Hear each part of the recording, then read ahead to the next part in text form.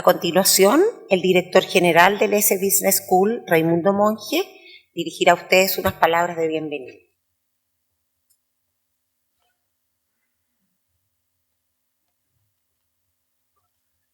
Bueno, muy buenos días a todos ustedes. Les agradezco su presencia hoy en esta jornada analizaremos el proceso de cambio constitucional en Chile. Agradecer a nuestros distinguidos charlistas, a Nicolás Vergara, que va a llegar después que termine su trabajo en la radio y será el que moderará el panel, bueno, y Alejandra y a todo el equipo por la organización de este evento. Nosotros sabemos que durante la última semana el país se ha sumido en un estallido social de grandes proporciones, sin duda el mayor de los últimos 45 años. Aunque había indicios de un creciente desencuentro entre las élites políticas, empresariales, sociales, etcétera, con el ciudadano común, y también diversas demandas latentes en materias económicas y sociales, la verdad que ha sorprendido la masividad del movimiento del que hemos sido testigos y de la prolongada e inusitada violencia que lo antecedió y ha acompañado durante estas largas semanas. Si bien los episodios de violencia parecerían ir en descenso y la crisis política gradualmente se estaría encauzando, es predecible que la economía se vaya deteriorando, lo que aumentará las preocupaciones del empresariado y del ciudadano común en los próximos meses. Además, entre las diversas peticiones que muchos han intentado identificar tras estas movilizaciones, están la de eventualmente cambiar la Constitución, proceso en marcha que abre importantes interrogantes. Una muy relevante es que hasta ahora sus detractores no han sido explícitos sobre qué elementos de ella querrían cambiar, más allá de las cerca de 100 modificaciones de diversa magnitud que se han tenido desde su promulgación. Un segundo elemento que añade incertidumbre es la forma en que se llevará a cabo el proceso mismo, que más que un asunto técnico es más bien un asunto de voluntad política. Una primera interrogante, por ejemplo, es qué pasa si llegara a ganar la opción del rechazo al cambio de la Constitución en noviembre. ¿Qué pasará? ¿Volveremos a ver una nueva solada de violencia? ¿Se aceptará el veredicto democrático? Es difícil saberlo, pues estamos en un momento de gran crispación e intolerancia como sociedad. Por otro lado, si gana la opción de aceptar el cambio de Constitución y enfrentamos el proceso conducido con seriedad, espíritu republicano y en que se respetan los quórums de 2/3, puede significar una gran oportunidad para el país, dándole la legitimidad en origen que algunos creen le faltaría al actual cuerpo legal e introduciendo modernizaciones que siempre es necesario ir incorporando. Pero un proceso que parta con una hoja en blanco, un ánimo refundacional, y donde quien hace más ruido impone sus términos, creemos que puede abrir escenarios que son preocupantes, pues muchos creen que podría afectar la marcha del país por un periodo prolongado. Y en todo caso sabemos que será un proceso que tomará varios años en estar concluido. Estos riesgos son muy relevantes para el comportamiento de la inversión, el empleo, etcétera, pues la línea entre la expectativa de un cambio legítimo y la incertidumbre que provocaría un descarrilamiento sigue siendo tenue, más aún en un país abierto al mundo y con una fuerte dependencia de la inversión extranjera. En fin, resulta obvio que en los próximos meses enfrentaremos decisiones y disyuntivas que serán muy importantes para muchos años y décadas hacia adelante, y que estar adecuadamente informados sobre lo que se juega en la discusión constitucional es de gran importancia para el futuro de nuestro país. Con esta motivación hemos organizado esta jornada de reflexión y diálogo en la que, para intercambiar puntos de vista e ideas sobre estas materias, contaremos con las voces autorizadas de nuestros distinguidos expositores. Ellos compartirán con nosotros sus conocimientos, experiencias y recomendaciones, lo que creo convierte esta actividad en una oportunidad única de aprendizaje y discusión. Muchas gracias.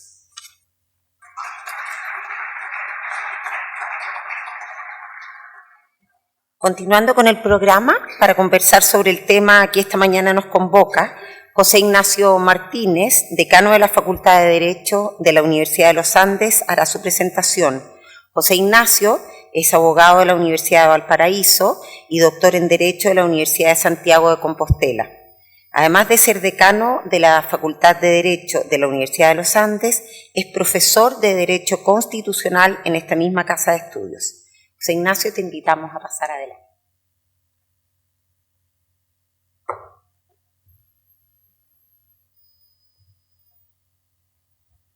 Les damos las gracias a el S Business School por habernos invitado a participar de esta actividad que, como ya decía Raimundo, tiene por finalidad dialogar, conversar sobre el momento constitucional, ver las repercusiones que este momento constitucional puede llegar a tener y conversar con ustedes las dudas que también puedan tener en la segunda parte de esta actividad, en donde un moderador recibirá las preguntas que ustedes quieran hacer.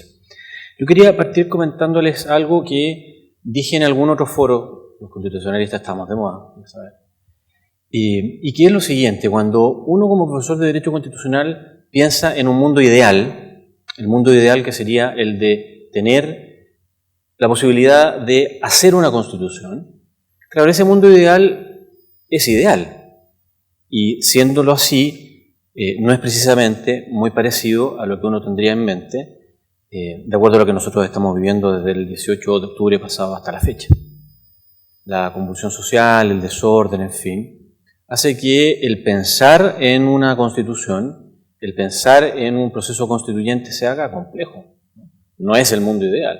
Si usted me hubiera preguntado si ese era mi mundo ideal, evidentemente no era mi mundo ideal. Y a mí me llama también poderosamente la atención que la discusión que hemos tenido desde más o menos el 15 de noviembre en adelante, cuando se suscribe el acuerdo, recuerdan ustedes, en el Congreso, entre las fuerzas políticas democráticas para avanzar a su momento constituyente, la discusión se centró, si ustedes recuerdan, y se ha centrado en el último tiempo, fundamentalmente en aspectos formales, que no digo que no tengan importancia. Los que estudiamos Derecho sabemos que los juicios muchas veces se ganan por cuestiones formales. Pero desde luego lo que uno echa en falta es probablemente una discusión de fondo, que es lo que yo espero que podamos tener el día de hoy. Y a este respecto yo querría partir haciendo una afirmación, que es que no todos hablamos lo mismo cuando estamos hablando de Constitución. Y esa es una afirmación que me atrevo a hacer porque si efectivamente alguien que tenga el tiempo y la inquietud y tomase textos de teoría constitucional, se dará cuenta de que dependiendo del texto de teoría constitucional que consulte, será la respuesta que encuentre acerca de qué es una constitución. Y este es un tema no menor, ¿no? Porque muy probablemente, cuando uno con los actores políticos conversa sobre el tema constitucional, se va a topar con la misma problemática que se va a encontrar en los textos de teoría constitucional. Es muy probable que una persona que milita en la derecha política tenga una concepción de constitución que muy probablemente no va a tener necesariamente una persona que pueda militar en la izquierda, con todos los matices además que puedan haber dentro de todos los sectores políticos. Entonces, la primera cuestión que convendría clarificar es qué entendemos por constitución. Y yo les querría decir cuál es el concepto al que yo adhiero, que no necesariamente, como ya les he comentado, es al que todos adhieren. Y este concepto es un concepto histórico. Yo me quedo con la idea de la Constitución como una forma de limitación del poder político. Y una forma de limitación del poder político con el objetivo específico de asegurar y proteger los derechos esenciales del ser humano.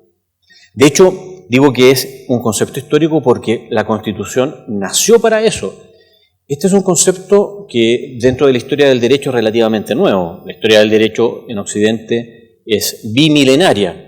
La historia del constitucionalismo será de 400 años, más o menos, ¿no? Siglo XVII, Inglaterra, y nace con ese fin. El fin específico era limitar el poder por medio del derecho. De hecho, el nacimiento del constitucionalismo supuso la derrota de un movimiento político muy importante en Europa, que nace más o menos a finales del siglo XV, se desarrolla ya abiertamente en el siglo XVI, que fue el absolutismo, y que impuso un concepto que es en contra del cual se alza, por así decir, el constitucionalismo, que es el concepto de soberanía, de un poder sin límites temporales.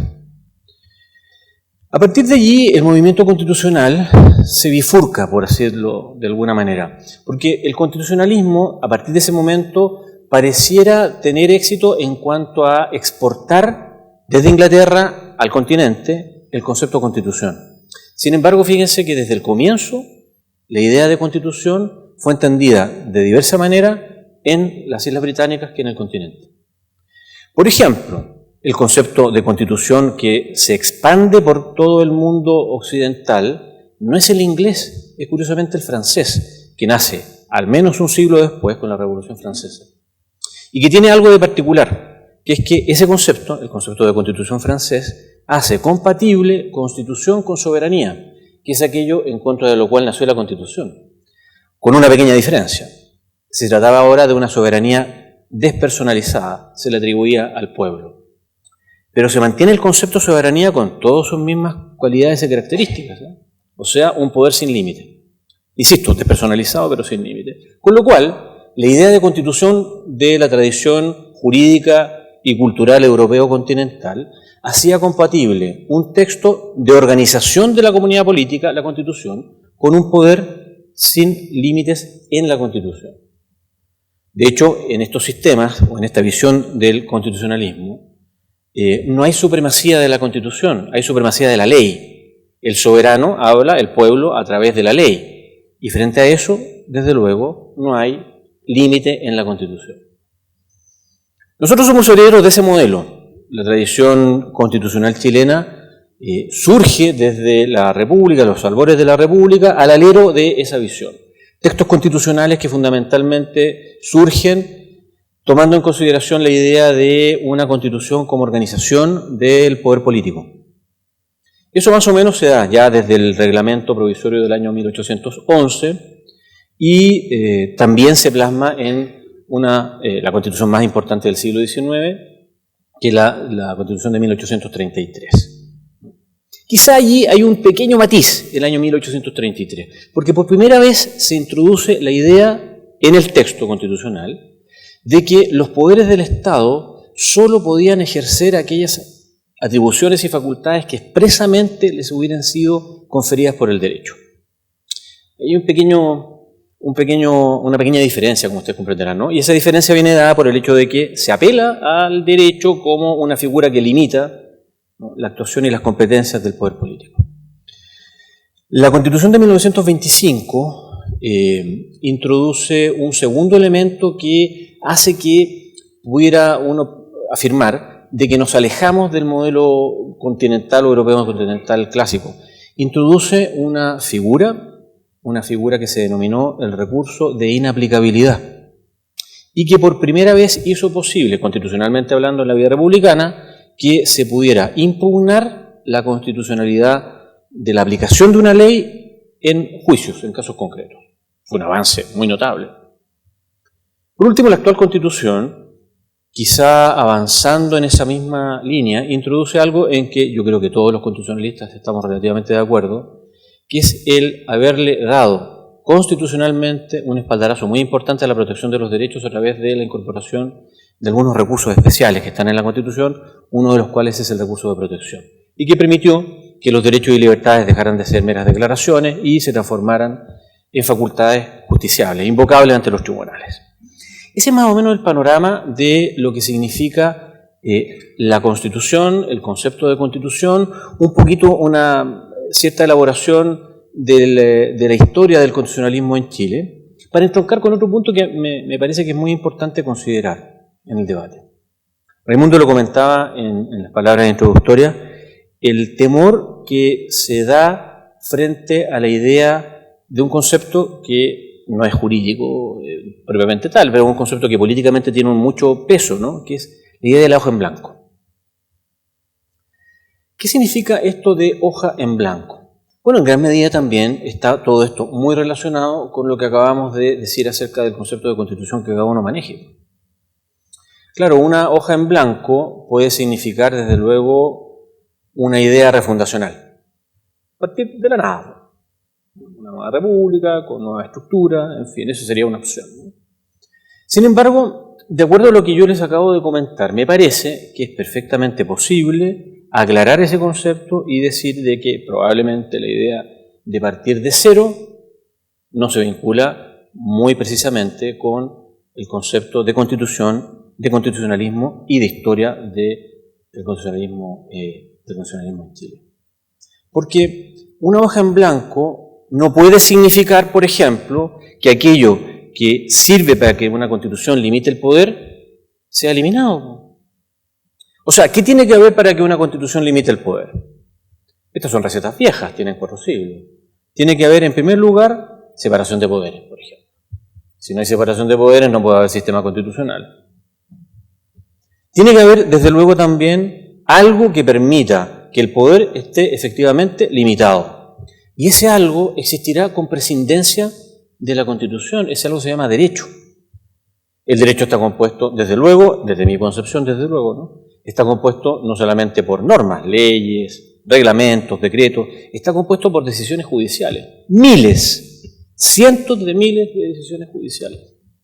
Está compuesto también por ciertos límites, que son aquellos para los que se creó el constitucionalismo, los límites que emanan de la existencia de derechos esenciales del ser humano. ¿Podría una Constitución ir en contra de todo eso? Me da la impresión de que no. Por tanto, ¿podría alguien pensar que una hoja en blanco supone partir de cero, hacer una especie como de tabla rasa y refundar la República sin considerar estos elementos? La respuesta, a mi juicio, es definitivamente no. Entonces, ¿qué puede significar la hoja en blanco? Francisco probablemente también se va a referir a este tema, pero la hoja en blanco debiera significar, en principio, la idea de que uno no está necesariamente atado a todo aquello que en el texto que se quiere reemplazar, uno lo debiera plasmar en una nueva Constitución. Si lo entendemos así, resulta bastante más tranquilizador, como ustedes comprenderán, que la idea de cero, nada, o sea, refundar. Y es muy distinto, ¿no? Pero además, si ustedes toman en consideración la historia constitucional chilena, es muy difícil hacer grandes innovaciones, me parece, en lo que dice relación con todo aquello que hace que una constitución sea constitución. Chile nunca ha tenido un sistema parlamentarista, jamás. Hemos tenido sistemas presidencialistas. Es más, en los últimos 100 años, Chile ha avanzado a un fortalecimiento del sistema presidencialista. La Constitución del 25, entre otras cosas, en las postrimerías ya, en la etapa final, antes del golpe militar, los presidentes necesitaban o apelaban a la necesidad de contar con más facultades. El sistema presidencialista se podrá perfeccionar, en fin. Chile, salvo un experimento federal fallido, primer tercio del siglo XIX, nunca ha sido un Estado federal. ¿Podrá haber grandes invenciones en esa materia? Probablemente no. ¿Podría alguien pretender que el esquema de derechos y libertades que se consagra actualmente en la Constitución pudiera ser eliminado o borrado completamente? Bueno, eso no solamente iría en contra de la tradición constitucional que más o menos desde 1833 en adelante se vino acuñando en Chile, se fortaleció en la Constitución del 25 y se lo vemos actualmente, sino que además iría en contra de las obligaciones internacionales de Chile en materia de derechos humanos. Entonces, ustedes se dan cuenta, este concepto de hoja en blanco, si uno verdaderamente lo acota y lo interpreta conforme a los criterios que un constitucionalista estima moderado, estima que debe interpretarse, debiera bajar bastante, en principio creo yo, la sensación de incertidumbre e inseguridad. Lo que no significa que en un eventual debate sobre estas materias, si es que llegara a triunfar la idea de avanzar hacia el proceso constituyente en abril, lo que no significa que en esa discusión pueda haber personas que precisamente, al existir distintos conceptos de constitución, distintas visiones, pudieran plantear en esa discusión algo distinto de lo que yo les estoy comentando. Por último, yo dije, a lo mejor un poco peyorativamente al comienzo de esta intervención, que la discusión desde el 15 de noviembre en adelante se centraba específicamente en los aspectos formales, o muy especialmente en los aspectos formales. Bueno, entre otras cosas también porque la comisión técnica que estuvo a cargo de elaborar este anteproyecto o proyecto de reforma constitucional discutió sobre temas formales, procedimentales, ¿no? La reforma al capítulo 15 de la Constitución, las reglas que debieran aplicarse en principio en cuanto a fechas para los plebiscitos, sistemas de convención que pudieran llevarse adelante, en fin. Pero hay un par de aspectos que a mí me parece que son interesantes de considerar, ¿no? Por ejemplo, uno de los aspectos que en la discusión centró la atención durante unas semanas y ahora como que decayó por otro que ya me referiré brevemente, es el tema de los quórum. El tema de los 2/3.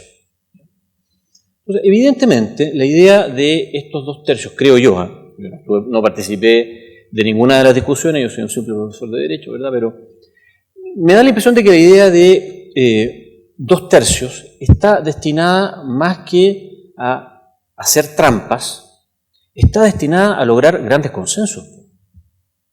En Derecho, una de las cuestiones que a los alumnos de Derecho uno les enseña desde primer año es que uno tiene que presumir la buena fe, aunque en la práctica no sea así, ¿no? Pero en Derecho uno presume la buena fe.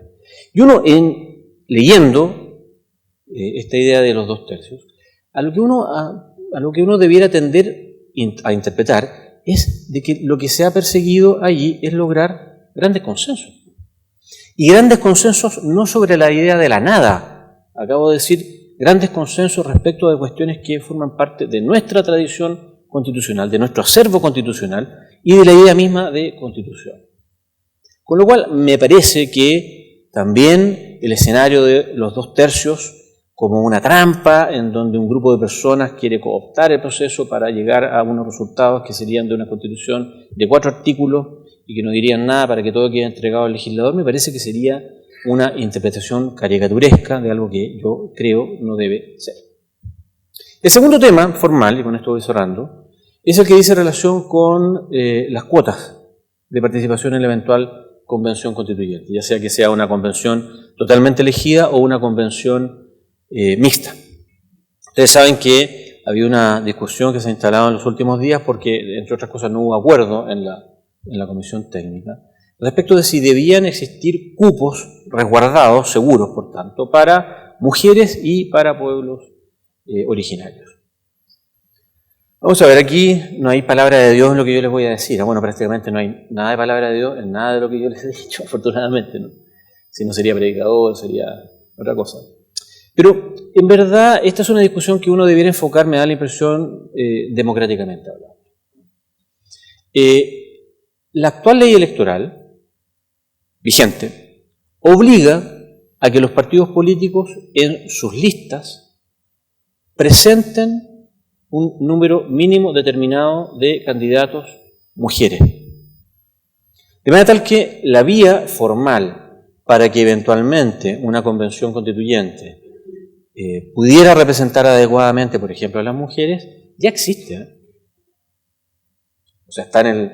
Cosa distinta es que uno diga, no, mire, no, lo que pasa es que lo que yo quiero es que seguro, 100% seguro, el 50% de la convención constituyente esté compuesta por mujeres. Claro, eso es una discusión que desde el punto de vista democrático tiene un pequeño inconveniente, ¿no? Que es que al final la decisión política, democrática, que es la que se adopta en la urna, debería ser en principio sobre la base más que del sexo de quien voto, es de las ideas por quien voto, que podrá ser hombre o mujer, ¿no? Respecto de lo de los pueblos originarios, hay que reconocer de que en varios procesos constituyentes de otros países se han asegurado cupos, pero me parece también que la misma regla que uno pudiera aplicar respecto de mujeres podría aplicarla respecto de pueblos originarios, llegando también a resultados relativamente similares. Y en cualquier caso, a lo mejor, aun cuando hubiera cupos para pueblos originarios, hay algo que a mí me parece un poco divertido, ¿no? Que es que probablemente una de las regiones más conservadoras de Chile es la región de la Araucanía. En todas las elecciones desde el plebiscito del año 88 en adelante, me da la impresión de que es donde más votos ha obtenido normalmente los sectores de derecha. Y es donde, desde luego, también más representación tienen los pueblos, una parte importante de los pueblos originarios, que es el pueblo mapuche. Entonces, también yo creo que hay que bajarle un poquito la incertidumbre a una discusión de esta naturaleza, en que, desde luego, creo que, siendo todo esto opinable, ya existen en nuestro sistema jurídico las vías y los mecanismos destinados a lograr aquello que, de buena fe, me imagino que se quiere lograr, que es que haya verdaderamente participación de la mujer y verdaderamente participación de los pueblos originarios. Bueno, yo con esto creo que cumplo con los 20 minutos que se me habían asignado y muchas gracias.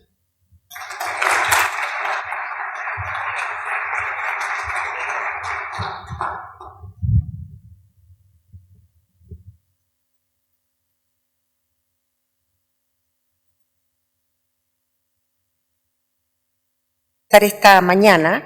Vamos a invitar a que nos dé también su exposición al profesor de la Universidad de Chile, el profesor Francisco Zúñiga, profesor de Derecho Constitucional de la Universidad de Chile. Francisco es abogado de la Universidad de Chile, cuenta con un posgrado en Derecho por la Universidad Autónoma de Madrid y en Ciencia Política por la Universidad Complutense de Madrid. Vamos a invitarlo entonces a que pase adelante, por favor. Primero, como es preceptivo, agradecer la invitación que me han formulado a este conversatorio, seminario sobre procesos de cambio constitucional en Chile, oportunidades y desafíos. Y en particular agradecer al decano Martínez Estay, al anfitrión, por esta invitación. Me tomo del título de esta actividad porque yo creo que hay dos maneras gruesas de leer lo que en nuestro país ha ocurrido en los últimos 2 meses. Una manera de verla es, de algún modo, un espectáculo dantesco, en el sentido de Dante, pequeño infierno, ¿ya? Un estado de naturaleza hobbesiano, una crisis en la que se manifiesta la violencia y todo tipo de manifestaciones del delito. Los delitos contra la propiedad, contra el orden público. Y la respuesta a ese escenario dantesco ha sido por algunos la idea del orden portaliano. Un rector de otra casa de estudios, articulista normal del Mercurio, adhiere a esa posición que claramente es una respuesta autoritaria a esta coyuntura. Una segunda visión la ve como una oportunidad de cambio. Y lo digo consciente de que estoy mirando el vaso medio lleno, porque no puedo ocultar el hecho de que en estos 2 meses han ocurrido graves atentados al orden público, a la seguridad, a los derechos de contenido patrimonial, a la propiedad pública y privada. Y por sobre todas las cosas, se ha generado una manera de relacionar a la sociedad con la autoridad caracterizada por la anomia, por la desobediencia sistemática a las órdenes y al principio de autoridad. Y eso es un escenario preocupante. Por tanto, la pregunta que me hago, y que se han hecho también un notable articulista, Agustín Esquella, ¿cómo abordo esta cuestión? Para que sea una oportunidad. Creo que el acuerdo que suscribieron 12 partidos con representación parlamentaria el día 15 de noviembre es el principio de un camino para abordar esta crisis y estallido social como una oportunidad para hacer cambios a través de vías institucionales democráticas que impongan una convivencia democrática, una auténtica paz social.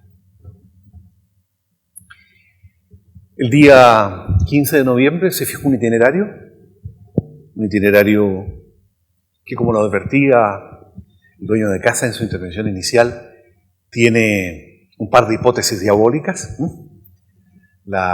¿Qué pasa si el plebiscito referéndum de abril del año 2020 dice no a la nueva Constitución? Ahí muere el proceso. Y no sabemos, porque se abre una tremenda interrogante de qué pasa. O la segunda hipótesis diabólica, ¿qué ocurre si no hay acuerdo en el seno de la Convención Constituyente? O simplemente la ciudadanía a la hora de votar en el plebiscito de salida dice no al producto de esa Convención Constituyente.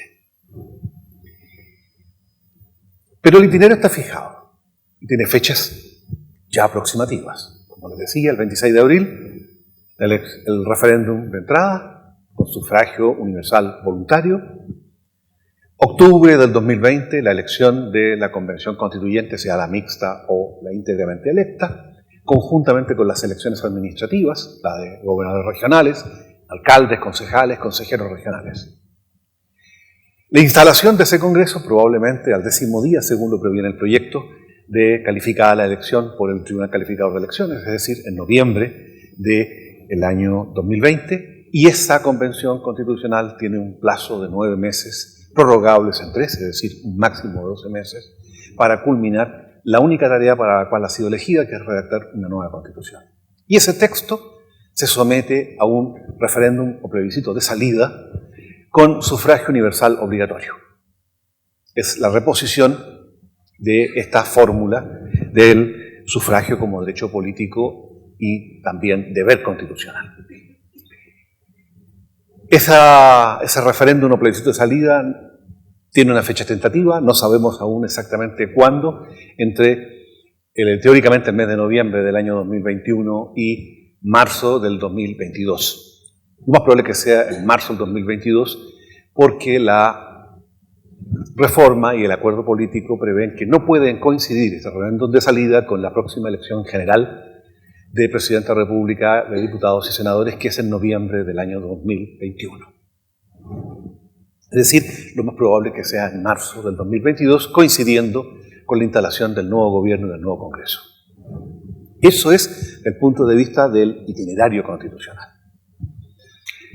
Pero bien decía el decano Martínez Estay, la discusión relevante no es el procedimiento. El procedimiento, en sus reglas básicas, se acordó el 15 de noviembre.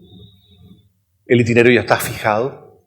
CERVEL apura la marcha porque necesita tiempo para preparar los 3 procesos electorales que vienen. Lo que importa es el contenido. Y en la cuestión de contenido hay, yo diría, 3 cuestiones a dilucidar. La primera es la hoja en blanco. Esta es una explicación que debería darla el presidente Ricardo Lagos, porque es un término que él acuñó hace algunos años atrás. Ustedes saben que debajo del gobierno del presidente Lagos se aprobó la más importante reforma a la Constitución vigente, la del año 2005. Y si bien él, en un exceso de retórico, dijo que teníamos una nueva Constitución fruto de esa reforma, un par de años después él reconocía que esa reforma había hecho todo lo posible. Y que la verdad, que tener una nueva Constitución suponía trabajar sobre la base de una hoja en blanco. Y la hoja en blanco no es, y aquí voy a ser insistente, no es partir de cero.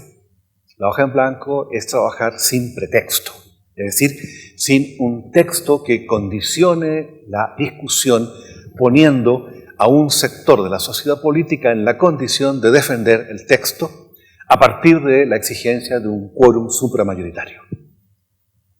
Y precisamente el presidente Lagos planteaba la idea de la hoja en blanco porque con el quórum de 2/3 de reforma constitucional presente en el actual capítulo 15, lo que durante todo el ciclo de transición se posibilitó es que el pacto de partidos que tenía 1/3 más uno de los diputados o senadores en ejercicio, tenía lo que los politólogos denominan un veto players, la posibilidad de bloquear la decisión constituyente.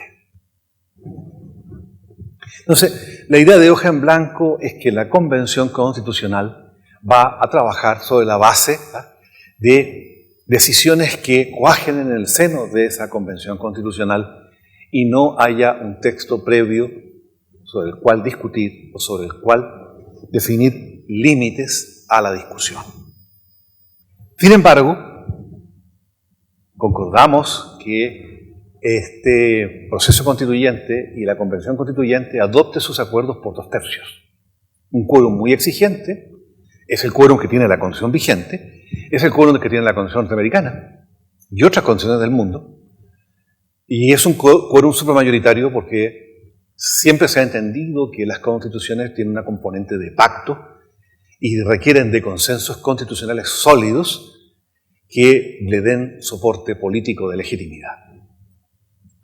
¿Y por qué el quórum de 2/3? Y yo soy un defensor de ese quórum para la Convención Constituyente, porque ese quórum permite generar las bases del acuerdo político que le dé sustento a la nueva Constitución.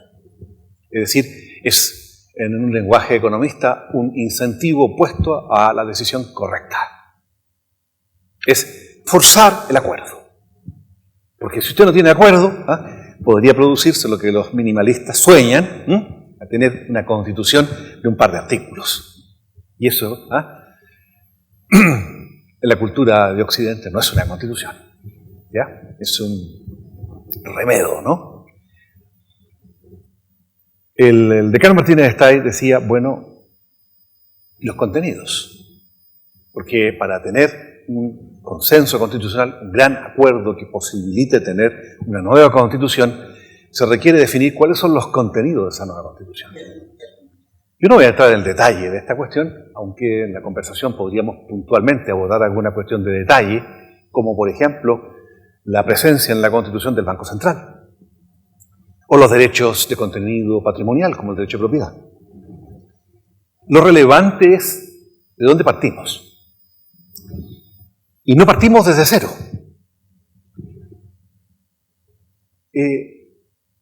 Una de las críticas más importantes que se ha hecho a la Constitución de 1980, y que yo he suscrito ya hace 30 años, cuando inicié mi andadura como profesor de Derecho Constitucional en la Universidad de Chile, una de las críticas que se formula es que la Constitución vigente no tiene legitimidad de ejercicio, sino muy parcial, no tiene legitimidad de origen porque es un decreto ley de la dictadura, el decreto ley 3464 de agosto del año 80, que fue aprobado en una suerte de gran farsa o fraude plebiscitario, y además es una Constitución que 40 años después carece de la modernización necesaria para regir los destinos del país y para dar respuestas institucionales adecuadas. Es decir, la Constitución de 1980 hoy día es una antiguaya que no funciona. Ese es mi diagnóstico de la Constitución vigente y por tanto creo que el abordaje de la Constitución no solo debe hacerse desde la cuestión relativa a la legitimidad de esta, legitimidad de origen no discutida, y la legitimidad de ejercicio parcial. Es una Constitución inadecuada para los tiempos que vienen, para las exigencias de gobernabilidad y estabilidad político-social.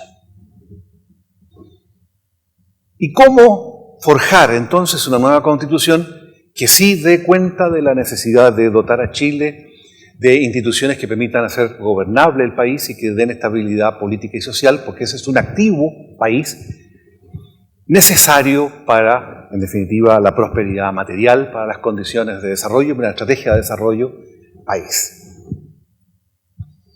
La respuesta, a mi juicio, está en las tres tradiciones constitucionales. Y yo siempre he reivindicado la importancia que las tradiciones político-constitucionales tienen en Chile. Chile no se inventó ayer. Probablemente una mirada millennial del presente podría hacernos pensar que Chile nació ayer. Chile tiene más de 200 años de existencia y tiene tres tradiciones político-constitucionales que reivindicar en su nueva Constitución. La tradición liberal, que la ponía de relieve el decano Martínez de Estay en su intervención, que ve al Estado, en definitiva, ocupando un lugar significativo, pero frente a él, a una sociedad y a individuos dotados de derechos de defensa frente al Estado.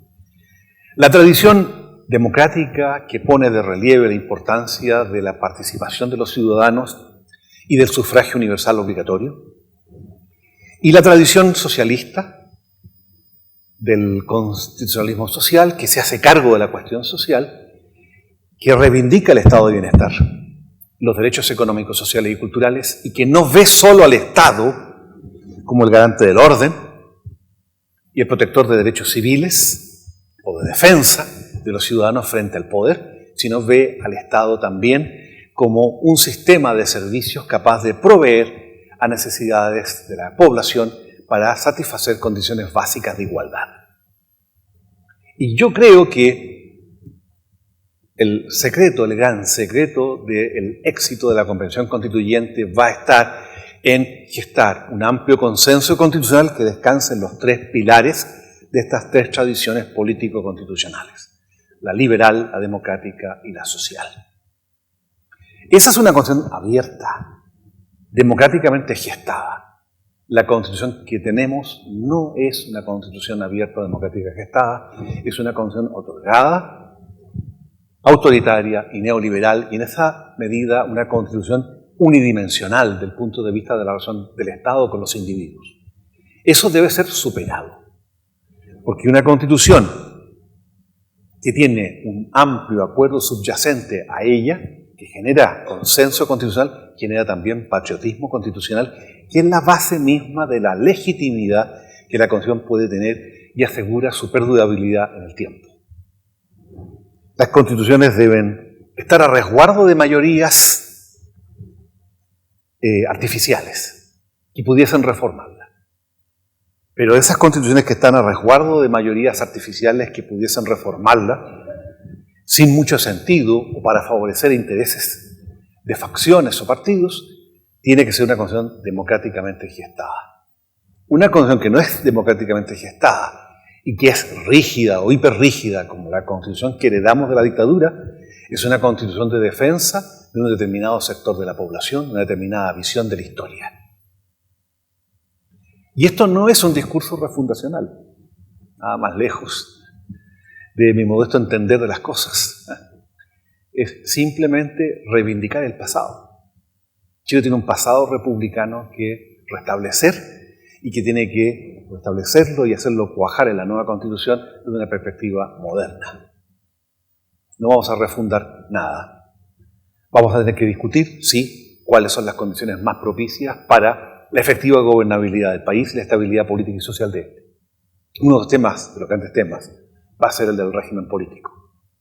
Es decir, si el hiperpresidencialismo que tenemos, minoritario en su relación con el Congreso, soporta más o llegó a su fin.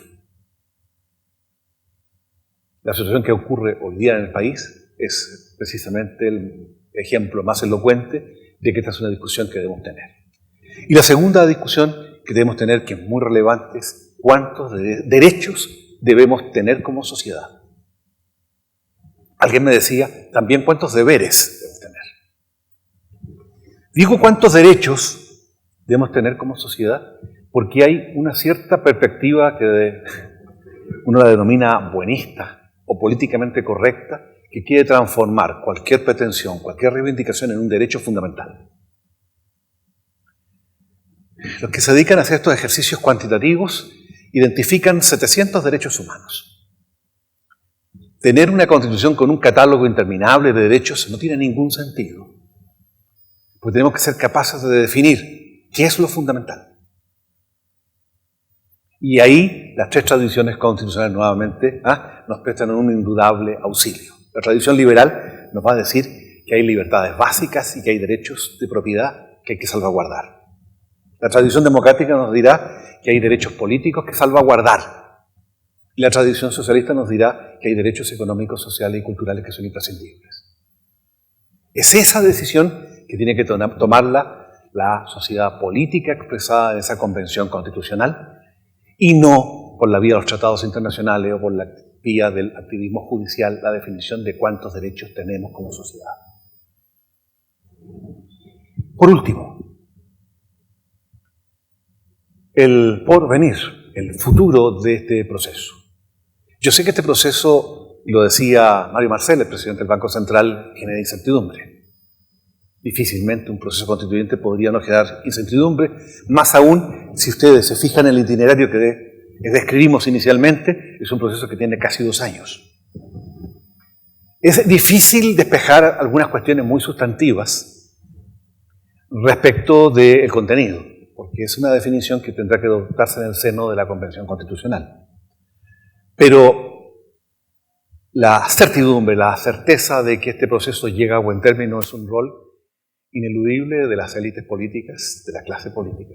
Y espero que la clase política esté a la altura de las circunstancias, más allá de la rencilla específica, coyuntural, que cada día tiene su expresión. Y espero que esas élites, esa clase política esté a la altura y sea capaz de dar una señal potente en orden a que este proceso constituyente se va a encauzar razonablemente y que la regla de los 2/3 va a ser efectivamente la garantía de la forja de un auténtico consenso constitucional. Muchas gracias.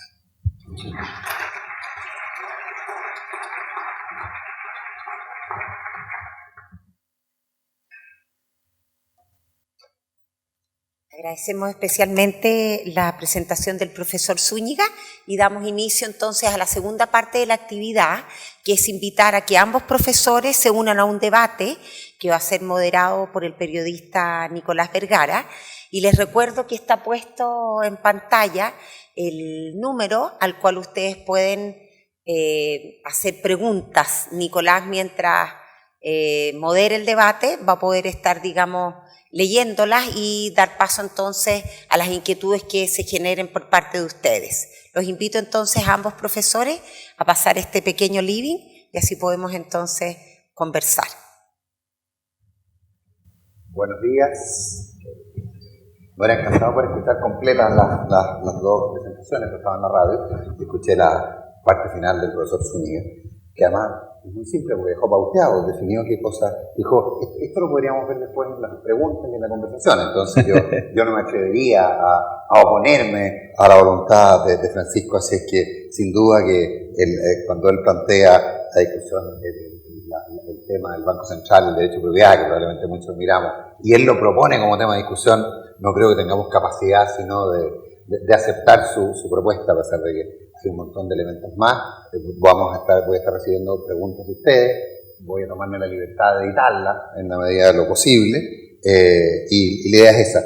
Y quería empezar, profesor Zúñiga, justamente con esa pregunta, porque usted, claro, usted es conservador, porque yo he visto gente que identifica 1.200 derechos. O sea, usted se quedó en 700, pero yo he visto gente que identifica 1.200 derechos, que son bastante curiosos, y que es más, puede llegar entre el 100 y el 90 y el 920 puede haber algún grado de contradicción inclusive, pero eso ocurre. Entonces, en esa lógica de este catálogo de derechos, ¿cómo vemos la lógica del catálogo de derechos por un lado y principios que no necesariamente están ni siquiera en la Constitución, como por ejemplo el tema previsional, con autonomía del Banco Central y derecho de propiedad como un gran cobertor? A ver, el tema de los derechos es un tema que hay que tomárselo en serio.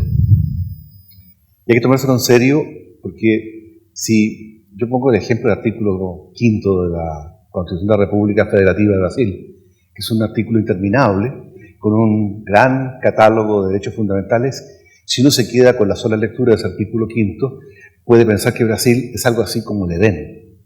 ¿Ya? Pero la cruda realidad es otra. Es decir, yo puedo poner en el papel cientos de derechos, pero lo que le importa a los ciudadanos es la realidad. ¿Cuántos derechos tengo efectivamente? ¿Cuántos derechos disfruto efectivamente? ¿Y cuántos derechos son relevantes para la vida individual y colectiva? Y de esa perspectiva, yo creo que el proceso constituyente tiene que ser capaz de gestar un acuerdo sobre qué derechos debemos tener como sociedad en el siglo XXI, de manera muy responsable. Pero como un marco. O también hablamos de la lista. Es que no son separables. A ver.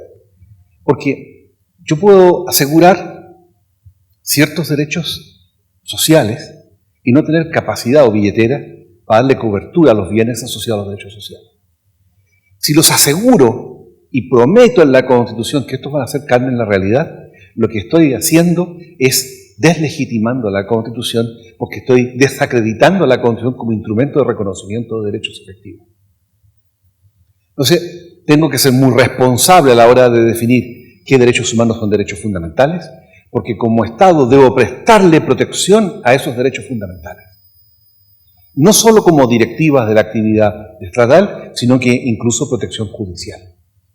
Y ahí nosotros nos enfrentamos a una realidad que nos obliga a ser muy responsables, muy serios, porque de lo contrario va a ocurrir lo que ocurre hoy día, y es que el activismo judicial termina incorporando a nuestra realidad derechos que no son fundamentales, y lo hace porque la Constitución vigente es muy pobre en materia de derechos. Entonces, los tribunales pretenden completar con sus decisiones derechos que no están en la Constitución. Y eso hace de que una definición de algo tan importante como qué derechos tenemos es una decisión que le corresponde a la ciudadanía, al cuerpo político y no a los tribunales. Eso de entrada. Respecto al derecho a propiedad, yo creo que esto es un poquito un fantasma. Un poquito un fantasma, primero porque usualmente las constituciones de Occidente reconocen el derecho a propiedad. Segundo, porque la propiedad no solo es la propiedad privada, es también la propiedad del Estado. En algunas constituciones se asegura la propiedad mixta. Y resulta ser de que la propiedad es un elemento básico para darle estabilidad a las reglas del juego de la economía. Y una constitución en eso tiene que también ser seria y responsable en la manera en que aborda el tratamiento de los derechos civiles de contenido patrimonial para dar esas garantías. Esto no significa, en modo alguno, que se renuncie a la posibilidad de regular, que se renuncie a la posibilidad de obtener renta económica de la propiedad.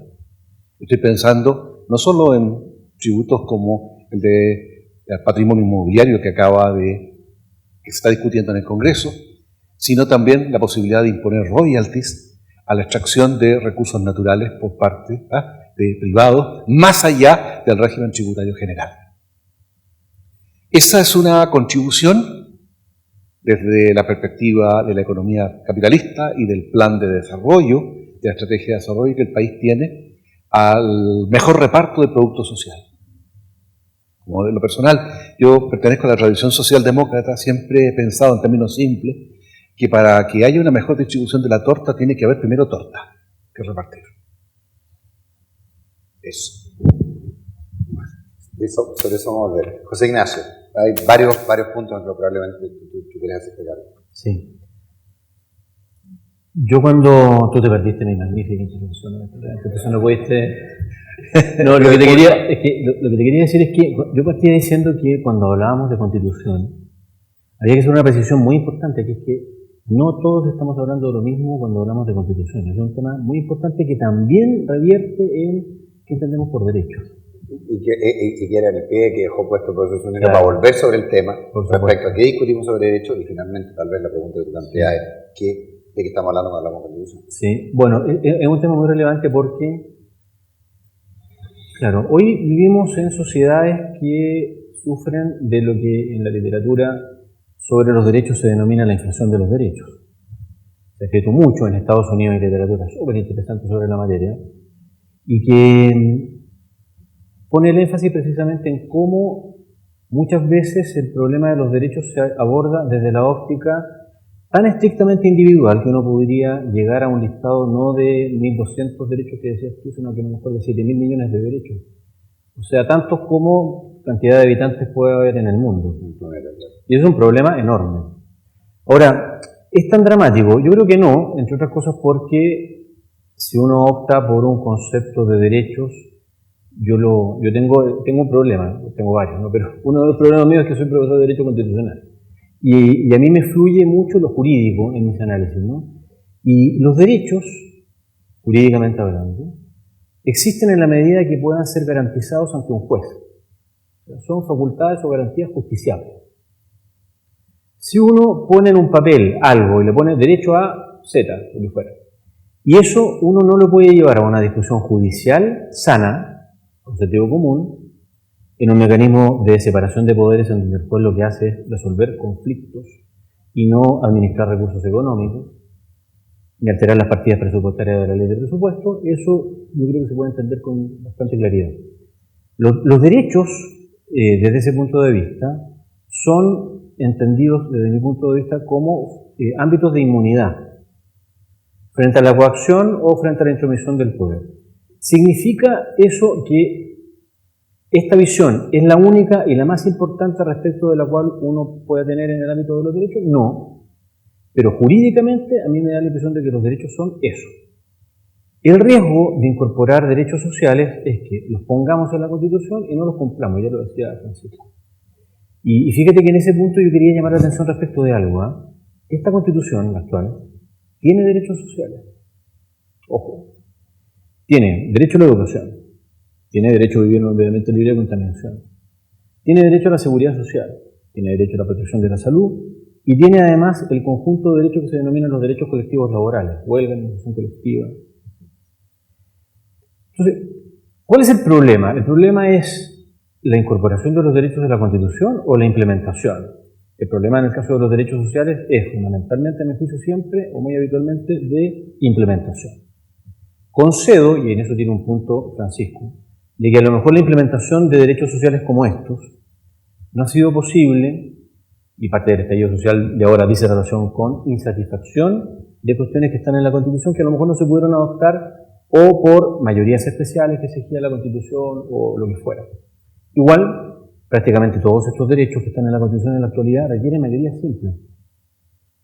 Por ejemplo, ¿no? Me da la impresión de que todos los derechos sociales de la actualidad exigen mayoría simple. Bueno, eso.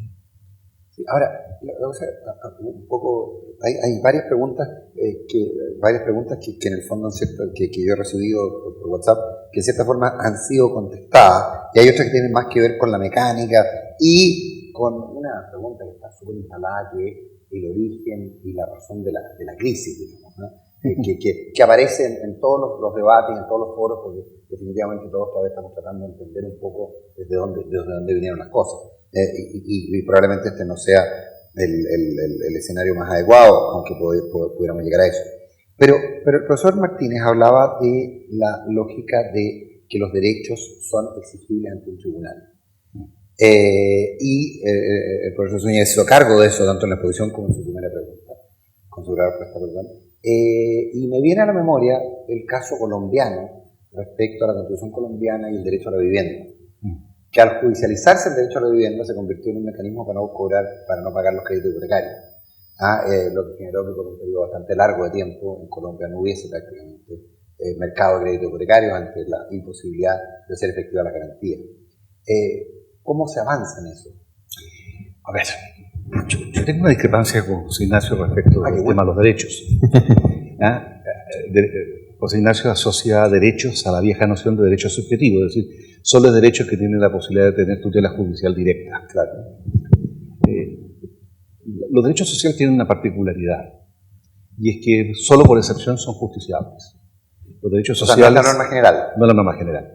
La norma general es que los derechos sociales operan como directivas de la acción estatal, que reconocen en la actividad estatal un grado incremental, progresivo de mejora a través de políticas públicas. Hasta que apareció el activismo judicial. Por supuesto. Y el activismo judicial es un intento de cura desde el Poder Judicial de una sociedad que tiene un estatuto, la Constitución, que es deficitaria en materia de derechos.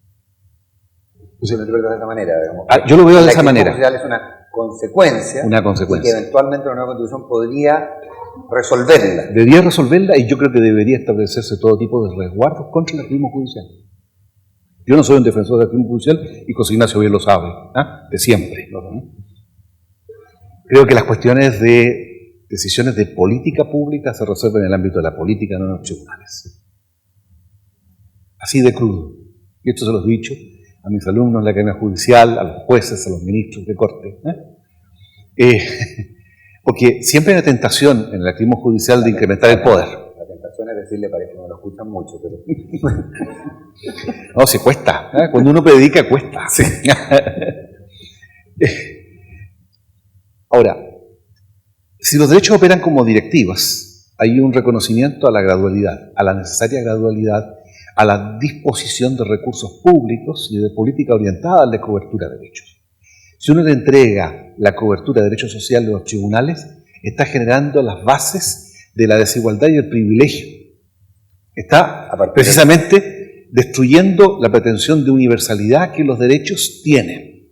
Entonces, esta es una cuestión de primerísimo orden, el relativo a los derechos sociales. Ahora, no todos los derechos sociales suponen una actividad prestacional o de servicio público del Estado. Hay derechos, los del orden laboral, decía José Ignacio, que requieren una nueva mirada sobre la relación capital-trabajo, más equilibrada. Y ahí es muy clave, no solo el derecho de huelga, la negociación colectiva como derecho, sino el fortalecimiento de los sindicatos, como contrapartida organizada a la relación con el capital.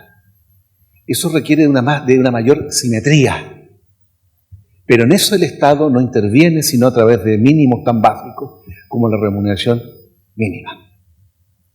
Los derechos sociales del ámbito laboral dependen de esa simetría mayor o menor que existe en la relación capital-trabajo. Y lo último, sobre derechos sociales. Yo creo que hay una relación estrecha entre la crisis, el estallido social, con el tema de los derechos sociales. Ese estado de malestar tiene que ver con una estrategia de desarrollo en la que el Estado no estuvo presente de manera adecuada en la procura de bienes públicos básicos, que fueron privatizados en su cobertura. Y yo creo que esa es una cuestión de primer orden a abordar en los próximos años. En lo personal, a mí me toca muy de cerca el tema de la educación. En el campo de la educación pública, los gobiernos, a partir del año 1990, hicieron poco y mal en materia de educación pública. El punto de inflexión tardío fue la nueva ley de universidades públicas y la nueva ley de universidades. No se ha atendido de manera adecuada el rol del Estado en la educación, que es clave desde el punto de vista de la promoción social y es un mecanismo efectivo de corrector de la desigualdad cuando ésta no se funde en el mérito de las personas. No encontré la discrepancia en plantear profesor Zúñiga, pero a ver si tú eres capaz. Sí. Yo quería poner énfasis en algo que hemos hablado en otras oportunidades con Francisco, somos amigos de hace años, ¿no? Así que, y hay un tema que a mí me parece que es muy relevante tocar, que es que cómo es posible que, existiendo en la Constitución, declaraciones que son, en eso consisten los derechos sociales, o sea, fundamentalmente son como programas, ¿verdad? Aspiraciones, en fin, que se plasman en un documento, en este caso la Constitución. Pero ¿cómo puede ser posible que se haya llegado a un estado como el actual, en donde las demandas son precisamente por la ejecución o cumplimiento de aquello que está ya en la Constitución?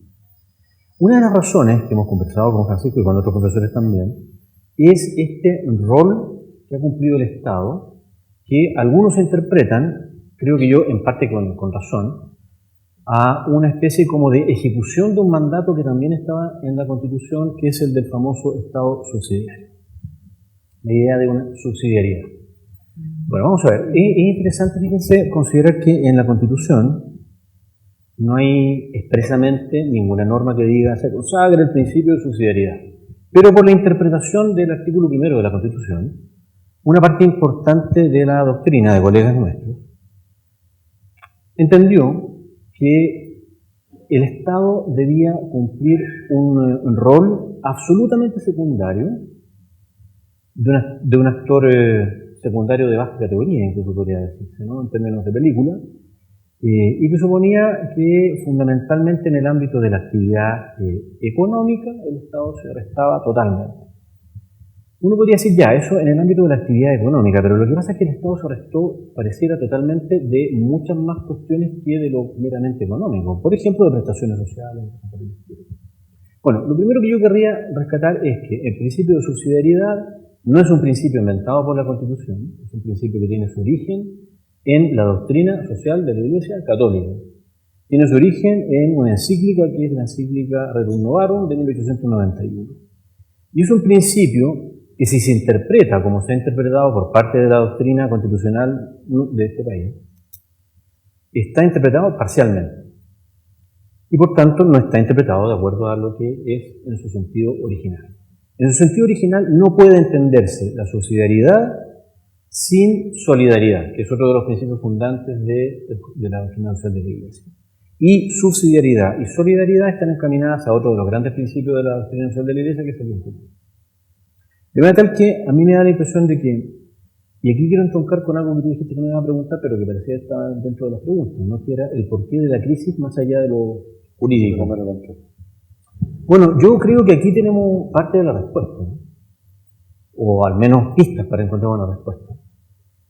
Las normas, la Constitución, la ley, en fin, no hacen milagros. No hay normas milagreras. Las normas no transforman a los seres humanos en ser efectuosos y en ángel. El derecho a hacer lo que puede, con dificultad. Y probablemente una de las causas más relevantes de la actual crisis, que es una crisis en Chile, como estamos viendo en otros países del mundo, dice relación con crisis provenientes de modas filosóficas y políticas que han transformado tanto a la derecha como a la izquierda en expositores de un individualismo y de una autodeterminación que ha llevado a la disolución de aquello que resulta, a mi juicio, básico y que justifica la comunidad política de ese tiempo. Eso ha llevado a que, claro, pueda muchas veces hacerse una exacerbación de los derechos económicos dentro de una constitución, sin importar que para que aquello sea posible es indispensable cuidar la comunidad política. Y que a lo mejor muchos hayan puesto énfasis en la rentabilidad y no en la igualdad. Es un temazo. Pero también este individualismo ha llevado a la instauración de la violencia, por ejemplo, a través de la apropiación por parte de algunos sectores de izquierda de un lenguaje propio del capitalismo, como es el derecho de propiedad, para justificar la violencia en contra, por ejemplo, del ser humano no nacido, el derecho de propiedad sobre mi propio cuerpo, entonces por tanto yo puedo disponer, en fin. Bueno, y todo eso tiene como en común un liberalismo que desde luego no se condice con una forma de entender la comunidad política, la sociedad, que es la que yo tengo al menos, que es la visión de un bien común que se consigue sobre la base, desde luego, de subsidiariedad con solidaridad. Subsidiariedad que exige, por tanto, una lectura negativa, pero también una lectura positiva. Yo no sé de los asistentes cuántos son abogados. Realmente no es un porcentaje demasiado alto. Y yo voy a decir una pesadez contra los abogados, lo que siempre es peligroso. Y es que la semana pasada estaba en una conversación y alguien dice, hay un viejo aforismo que dice que la guerra es algo muy serio para dejárselo a los militares y una constitución es algo muy serio para dejárselo a los abogados. Yo creo que ambas son exageraciones, pero en ambas revelan un cierto punto, porque escuchándole probablemente a los que no son abogados igual que yo, el análisis jurídico lleva a una cierta sobrevaloración del efecto de la norma, el que al chocar con la realidad es completamente contradictorio. Y entonces ya ahí nos encontramos con esta lógica de quienes sostienen que si quieres tener una mejor pensión, cambia la Constitución. Y al extremo, los que dicen que si quieres mejorar tu vida, que haya una asamblea constituyente en que no esté representado, que estén representados los poderes sociales, pero que no esté el Parlamento. Alejémoslo del Parlamento, alejemos a los expertos de esta noción. Francisco. A ver. Perdón por irme de tesis. No, está bien irse de tesis en esto, porque efectivamente son temas súper relevantes los que estamos discutiendo. Yo podría estar de acuerdo con el planteamiento inicial de José Ignacio Martínez en orden a que la subsidiariedad fue mal leída en Chile o fue leída parcialmente, básicamente de una concepción minimalista del Estado, ¿no? Propia de la Escuela de Chicago, del neoliberalismo de época, y en ese sentido, lo voy a decir, puede ser una pesadez, pero lo voy a decir porque lo veo así. La Facultad de Economía y la Facultad de Derecho de la PUC fueron los riñones intelectuales de la dictadura. ¿Ya? Y esta visión parcial, la construcción de lo que se ha denominado el modelo, que no es sino una estrategia de desarrollo país, en la que el Estado debía ser prescindente, resultó ser muy cara a la vuelta de los años. Pero lo quiero ver desde mi perspectiva de las cosas. Siempre he sido un defensor del estado de bienestar, ¿ya? También se denomina estado social, un estado activo en la procura de los bienes públicos y los servicios públicos. Pero estoy consciente que si esta idea de Estado se instala en la nueva Constitución, la clase política, el Estado va a estar muy desafiado a ser eficiente en la procura de bienes públicos y servicios públicos. Y vamos a tener que enfrentar un tremendo desafío de que el Estado esté a la altura de la provisión de esos bienes públicos, porque hoy día el Estado, a duras penas, da con lo que tiene. Cuando uno busca publificar los bienes públicos le da al Estado inevitablemente más tareas. Claro. Y el riesgo de la hiperburocracia, de la lentitud, la ralentización en la toma de decisiones burocráticas, es un riesgo real. Entonces, no basta con tener una nueva definición del rol del Estado en la economía, en la sociedad, pensando en la provisión de bienes públicos, en el mejor reparto de la riqueza. También tenemos que ser capaces de dar respuestas prácticas a tener un mejor Estado, un Estado más eficiente y una administración pública más profesional. Por ejemplo, sería pensable, por ejemplo, que lo que algunos han definido como una inequidad, que es, por ejemplo, la movilidad de los funcionarios públicos versus lo que ocurre con quienes están sujetos al cargo del trabajo. Uno podría pensar que en el ambiente actual, con los elementos de presión de la mesa de unidad social, eso sea parte de la discusión de una constituyente en términos de decir, por ejemplo, establezcamos igualdad y que la movilidad de los funcionarios públicos, que algunos le atribuyen, aparte de la responsabilidad por la lenidad con que se actúa muchas veces, ¿eso puede estar presente? Este es un tema que debería estar presente. Debería estar presente. Tenemos que tomárnoslo en serio. El Estado tiene que ser capaz de responder a los requerimientos que la sociedad le va a hacer. Inevitablemente. Lo que ocurre aquí, estamos en el peor de los mundos. Porque si tuviésemos una administración pública reclutada con criterios profesionales, debidamente evaluada, claro, no tendríamos los problemas que tú planteas. ¿Ya? Y por tanto, cuando uno dice flexibilidad salarial para los funcionarios públicos, es decir, pasarlos a régimen de código del trabajo y que sean evaluados en función de las metas, bien porque lo que tenemos desde el punto de vista de la estructura burocrática es mala. Ahora, pero es posible. Es que de lo contrario, ¿a dónde vamos como país?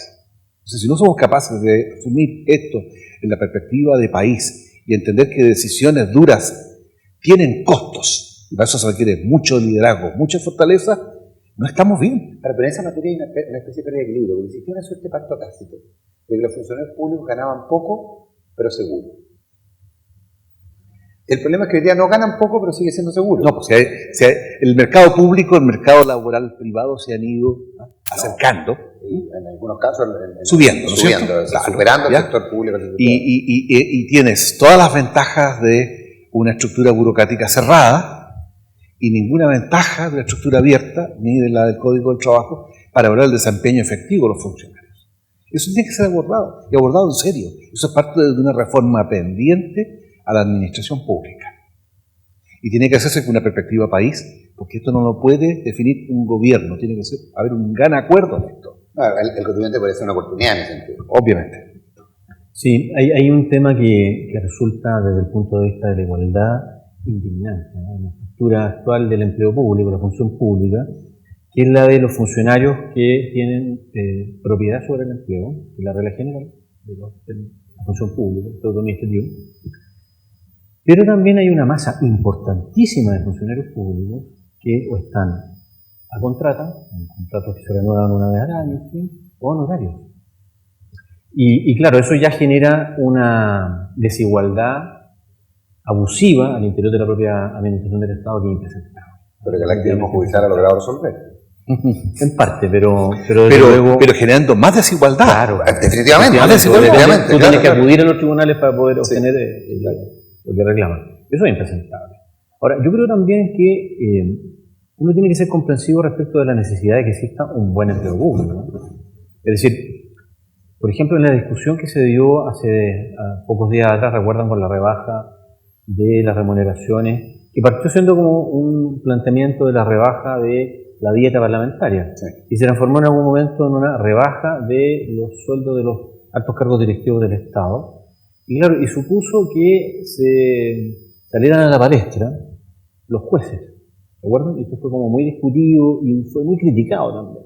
O sea, la manera en la cual la Corte actuó como poder. De gente dijo, bueno, corporativamente, ¿cómo va a ser posible? Bueno, pero hay que ponerse a pensar, la función judicial es una función hiperdelicada. Contar con profesionales idóneos que hagan bien su trabajo, entre otras cosas, pasa no solamente porque tengan una buena capacitación o una buena formación universitaria, sino que también porque estén bien pagados. Hay que atraer buena gente al sector público. Pero exigirle en función de lo mismo. Por supuesto. Y no se convierta en una canonjía el haber adquirido Evidente. la propiedad de Por supuesto. de un cargo público. Pero también lo que uno no puede es caer en discusiones que se tornan a veces simplistas, como esto de pretender de que toda persona que ejerza un cargo público debe ganar 4 chavos. No, absurdo, ¿verdad? Ahora, porque es algo que estaba bastante instalado, porque la transacción era menos, pero seguro. Y finalmente eso se instaló. Claro, por supuesto. Ahora, y no es así, ¿no? Por supuesto. Pero fíjate que el costo en mediocridad es enorme, ¿eh? Yo recuerdo que en mis tiempos estudiantiles, de la historia, cuando estudiábamos Derecho, en general la gente que pretendía ingresar al Poder Judicial era poca. Entre otras razones, porque el Poder Judicial, salvo situaciones muy excepcionales, ¿no? La gente que iba al Poder Judicial no era la más aventajada.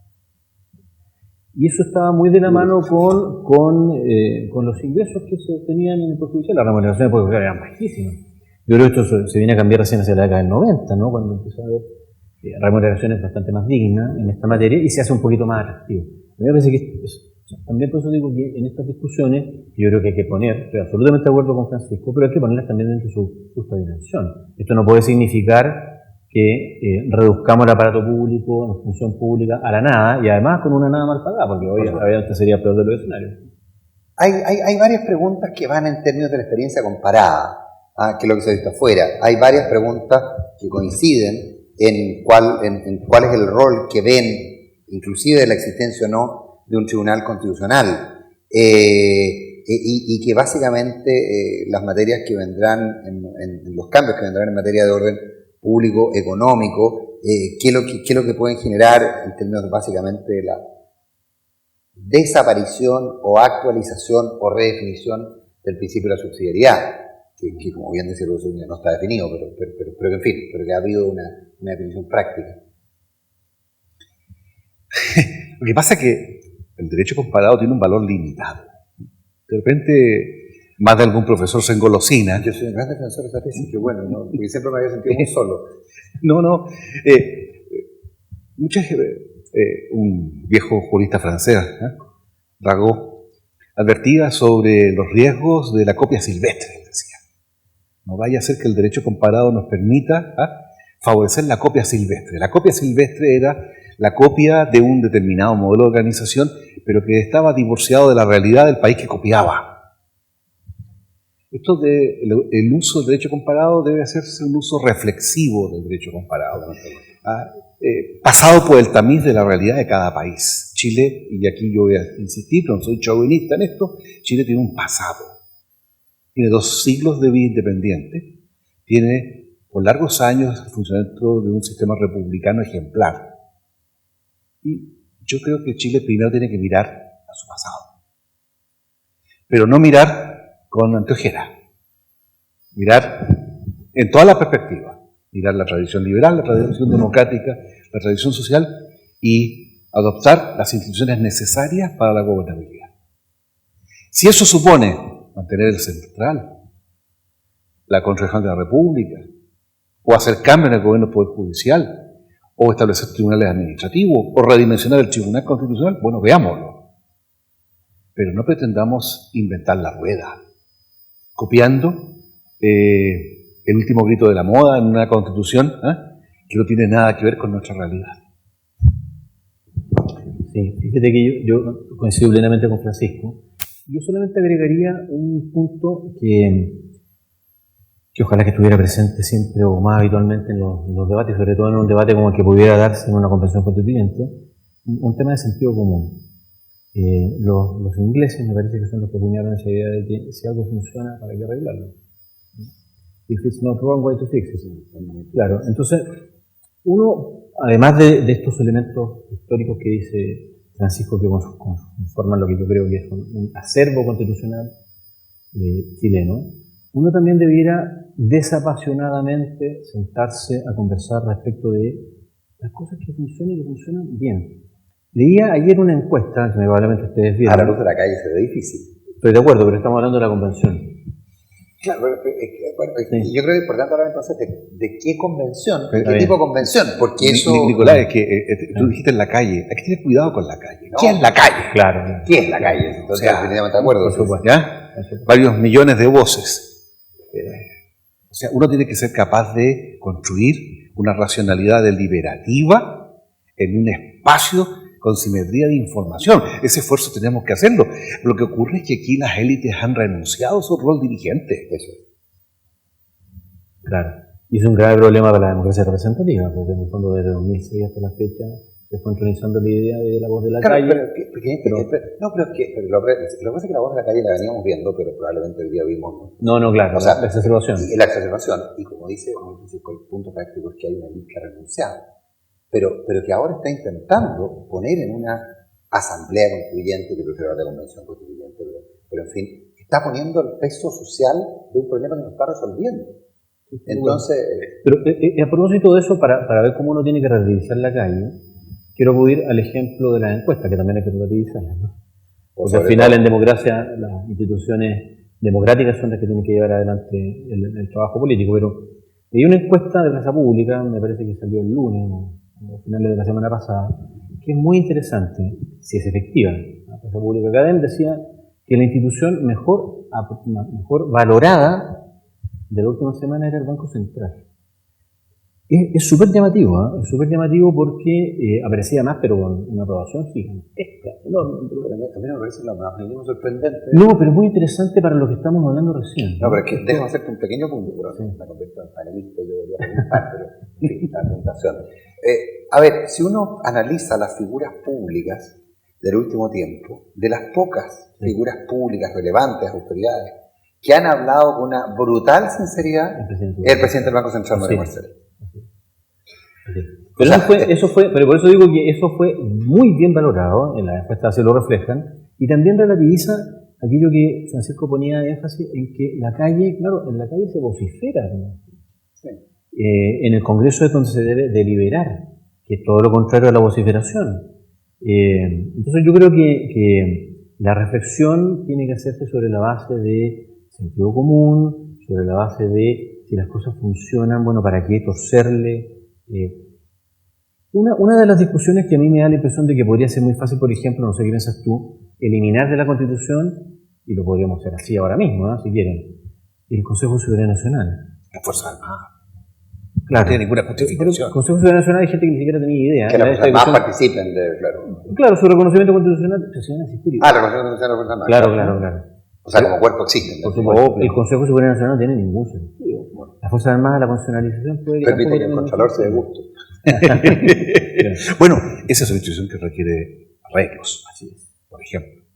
Contraloría, si hay algo que es común en prácticamente todas las preguntas, o en la mayoría, Tribunal Constitucional. Existencia, rol, límites. A ver, yo y Contraloría, me encantaría que habláramos de Contraloría. No, Contraloría yo creo que requiere arreglo en la perspectiva de que el Estado está desafiado a ser más eficiente y la Contraloría no puede tener el rol de retardar o hacer ineficiente el Estado. Debe salir el Tribunal de Cuentas de Contraloría. Está en el Tribunal de Justicia, no tiene ninguna justificación. Debe haber justicia administrativa. Contencioso administrativo. Así es. No debe haber toma de razón. Este control preventivo es inútil, porque los tribunales igual entran a enjuiciar la legalidad de los actos del Estado. Es cosa ver todo el tema. Contraloría tiene que tener un rol de auditor general de la actividad del Estado, de sus cuentas y de sus procesos. Punto. Esa es mi visión de las cosas. Segundo, Corte Suprema. Corte Suprema yo creo que ha cumplido en general un rol positivo. Sería un presidente bien modélico, moderado, templado. Pero la Corte Suprema requiere de un nuevo sistema de gobierno. No puedes tener a los ministros de la Corte Suprema tomando decisiones políticas, porque eso debilita su rol como Tribunal Supremo. Como muchos no son abogados, ¿cuál es tu definición de decisiones políticas por parte de la Corte Suprema? A ver, la Corte ha hecho política judicial en materia de derechos sociales, y eso es bien evidente. La tercera sala.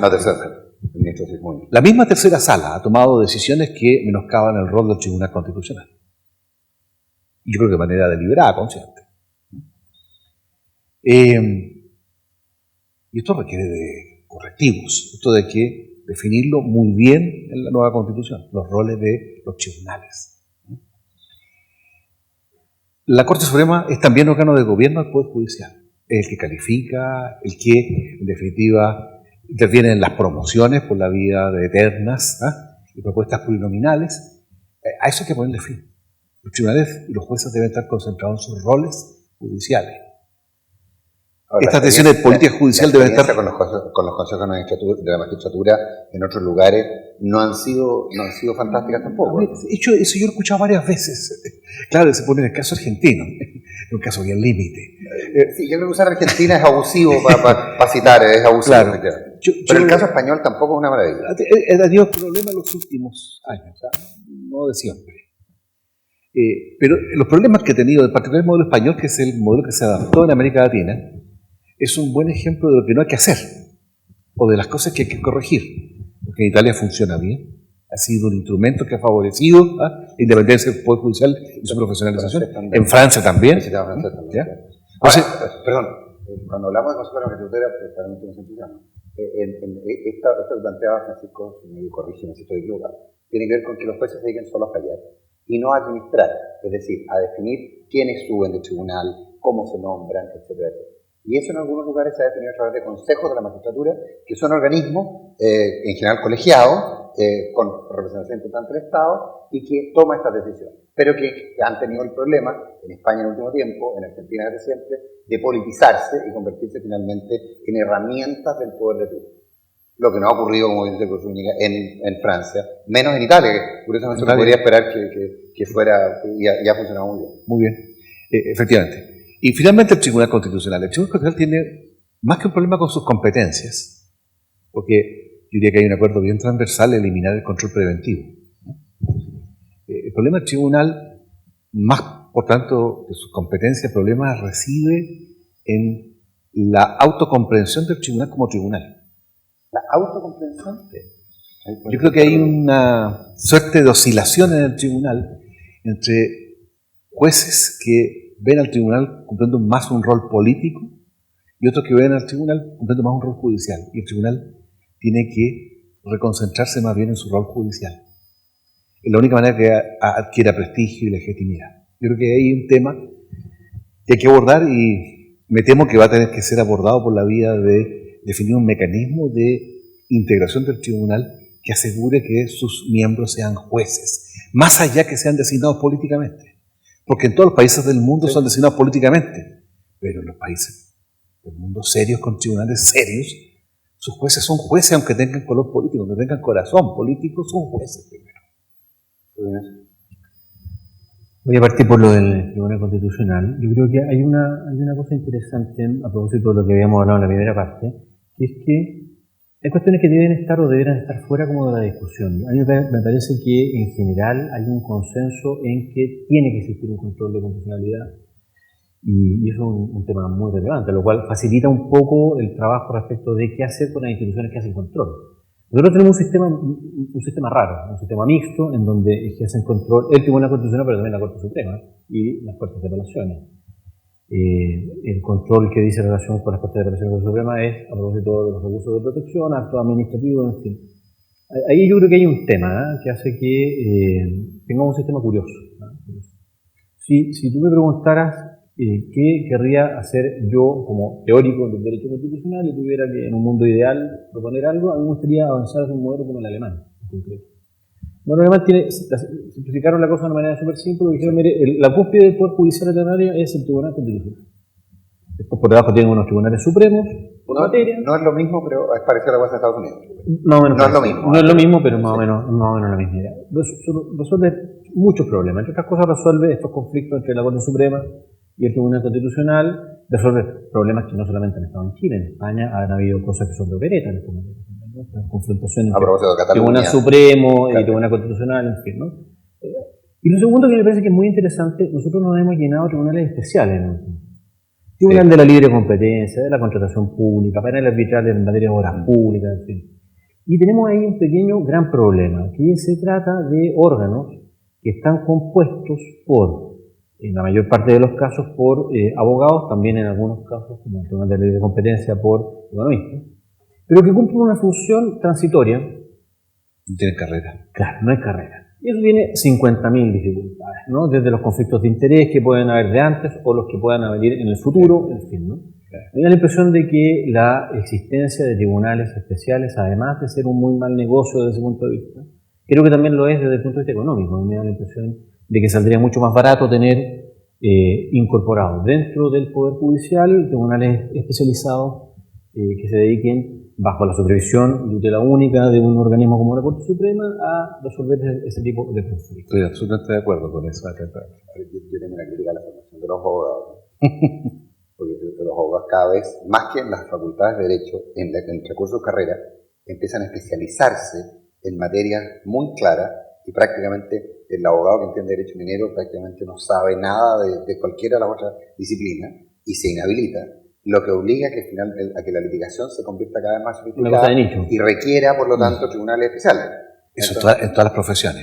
Sí, claro. Ahora, el hecho de que tú tengas tribunal especial administrativo no significa que no tengas carrera. Claro. Sí, no, estoy de acuerdo. Ya tú puedes tener jueces de formación profesional que se especialicen. Si el drama que plantea José Ignacio es que tienes tribunales especiales que son nombrados cada determinado periodo de tiempo, que si no tienen buen comportamiento con la autoridad no son nombrados nuevamente. Pues, los tribunales tributarios aduaneros es una manifestación de lo que estamos Eso es una vergüenza. Una vergüenza. Los tribunales medioambientales también han sido una vergüenza. ¿Ya? Después otro punto que creo que es conveniente resolver es el problema de Contraloría. Estoy absolutamente de acuerdo. Quizá lo que ha pasado con Contraloría en el último tiempo ha sido mucho más manifiesto, además, porque ha habido un Contralor bien activista, ¿no?, en su forma de llevar adelante su actuación. Y eso quizá hace que también uno se tiña un poco el análisis que uno debe hacer de las funciones de Contraloría. A mí me parece que también hay un tema pendiente. Y respecto al resto de las instituciones, un poco lo que hablamos con Francisco, a mí me da la impresión de que la existencia o la incorporación en la Constitución de instituciones como el Consejo Ciudadano Nacional me parece que es solamente hacerles pasar un mal rato a los estudiantes de Derecho que tienen que estudiar más normas, que son inútiles. La existencia de las Fuerzas Armadas, yo creo que responden en la Constitución a una razón histórica más que a otra cuestión, no pasaría nada si no estuvieran. Y por el contrario, y aquí le quiero hacer un guiño a algunas de las propuestas que hace Francisco en materia de derechos sociales, a mí me parece que si vamos a avanzar hacia un gran acuerdo constitucional, que incorporase una visión de estado de bienestar con más derechos sociales, para no correr los riesgos de contar con derechos sociales que jueces puedan tomárselos muy en serio, transformarse en activistas judiciales. Quizás sería interesante, por ejemplo, reemplazar un órgano como el Consejo de Seguridad Nacional por un órgano que existe en la Constitución francesa, aunque parece que no está dando muchos resultados por lo que estamos viendo en estos días, una especie de Consejo Económico y Social, en donde pudieran estar representados quizá, no quiero ir al corporativismo, ni mucho menos, pero en donde estuvieran representados los intereses de todos los grandes actores económicos y sociales, de manera tal que a efectos de la adopción de políticas públicas que afectasen a estas materias, su informe fuese preceptivo, para que tanto el Congreso como el Poder Ejecutivo pudieran adoptar decisiones. Me parece que eso en circunstancias como las que ha vivido Europa en los últimos tiempos puede ser súper interesante. Europa que ha vivido políticas de restricción de gasto a raíz de la crisis de 2010 en adelante, donde se ha afectado el estado de bienestar de manera brutal y donde se ha dado retrocesos importantes al punto que ustedes recordarán que hace 6-7 años atrás los griegos se suicidaban en Atenas. ¿Se acuerdan? Personas mayores, jubilados, que se suicidaban, se quemaban a los bonzos frente por la privación de avances sociales. Probablemente eso no se soluciona a través de los tribunales de justicia, pero se podría moderar de alguna manera con la existencia de un órgano que tenga una participación preceptiva, como pudiera ser un Consejo Económico Social. Sí. Hay un tema relativo a algunas instituciones que están en la Constitución de manera simétrica. Está el Ministerio Público, por ejemplo, y no está la Defensoría Penal Pública. Así es. Claro, podría salir el Ministerio Público de la Constitución y no pasa nada, ¿no?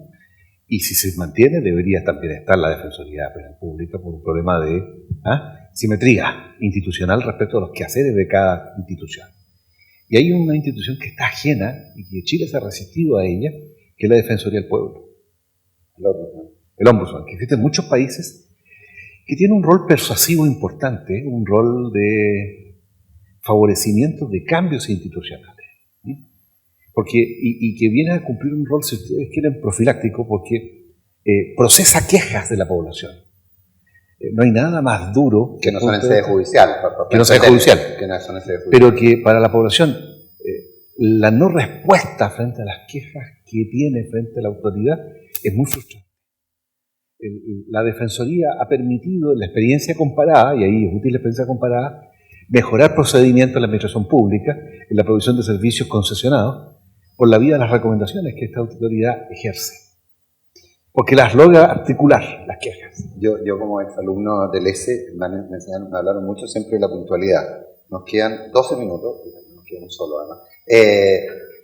Llevamos, no sé, 2 horas hablando de Constitución y no escuché, al menos mientras yo estaba, ni la he emitido yo, esta palabra gramática de la hoja en blanco. No la escuché yo, tú probablemente la mencionaste. Pero me encantaría, de hecho, sin hablar, sin usar esa palabra que ya, esa expresión que ya me tiene un poco maldita, la hoja en blanco. Tú hablaste que las constituciones nunca se construyen desde la nada. Así es. Pero te agrego un punto. Cuando se dice, ¿por qué se tiene que construir una hoja en blanco? Yo tengo la sensación... Es que la expresión, Nicolás, la expresión hoja en blanco, que la acuñó el presidente Lago, la usó en un sentido figurativo, no textual. No es que tú te enfrentes a la hora de preparar una nueva constitución a la nada, a la tabula rasa. Él lo usó como un elemento. Es un lenguaje figurativo en el sentido de que cuando te enfrentas a la tarea de abordar un nuevo texto constitucional, lo hagas sin un pretexto previo, a partir del cual un sector de la sociedad política defiende ese pretexto previo.